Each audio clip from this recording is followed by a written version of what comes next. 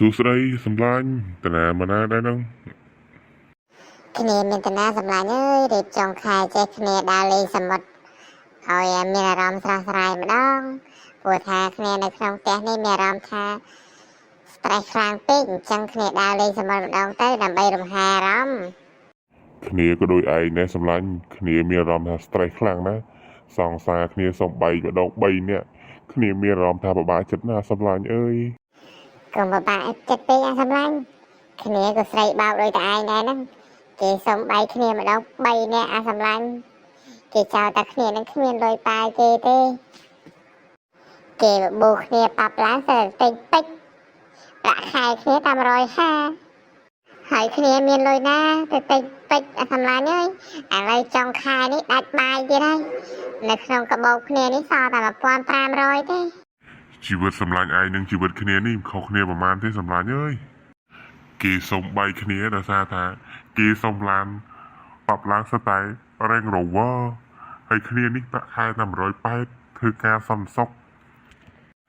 ឯងជួយគិតមើលតើគ្នាមានលុយអាណាទៅទិញដល់ Range Rover បើរកថ្ងៃគ្នាជិះម៉ូតូបញ្ញា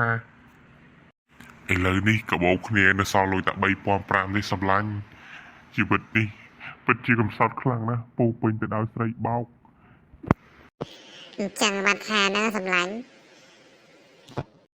កុំទុកចិត្តស្រីខ្លាំងពេកព្រោះឥឡូវគេបោកយើងតែយកលុយចាយទេពេលដែលគេបោកយើងអស់លុយចាយហើយគេលែងក្បាលយើងចោលហើយយើងមានតែត្រឹមចិត្តស្មោះមិនអាចយកឈ្នះបេះដូងគេបានទេណាហើយជីវិតនេះយើងចង់ខ្លាចទៅជាអាមាត្យដល់ហើយគ្រាវចេញតែមកទៅកុំឲ្យវាពិបាកពេកអាជីពិសេសនេះប្រាក់ខែយើងតែ180ទេប៉ុន្តែគ្នាដើរលេងតាមមាត់សមុទ្រអីចឹងមិននឹងសល់លុយទៅគេថាឯងនេះ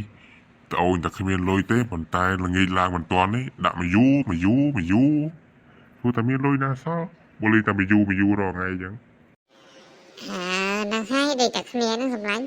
ពេលដែលយើងជុំគ្នាដាក់អាចាក់ហ្នឹងតែពេលចុងខែមានអីយើងស៊ីតែមីហ្នឹងតែឥឡូវយើងចូលពិបាកចិត្តទាំងអស់គ្នាទៅយើងគិតត្រូវតែរកនារីម្នាក់ណាដែលស្មោះសរនឹងយើងស្រឡាញ់មិនមែនគិតដល់លុយយើងដើម្បីធ្វើជាអនាគតរបស់យើងអើយឯងកុំប្រាថ្នាថាគេស្រឡាញ់យើងស្មោះដល់គេមិនគិតទឹកលុយយើងនោះសម័យឥឡូវគេស្រឡាញ់យើងបោកយកខ្លួនប្រាណយើងទេអញ្ចឹងបានថាស្រីឥឡូវពិបាកទុកចិត្តខ្លាំងណាស់នឹងហើយអញ្ចឹងមកថាពីអ្នកឯងនឹងអញហ្នឹងបានតែមិនត្រឹមដើរមើលគេទេតែបើរឿងស្រីបោកនេះឡើងចង់ឈួតហើយឆាកជីវិតនេះពិតជាកំសត់ខ្លាំងណាស់ជួបតែរឿងស្រីបោក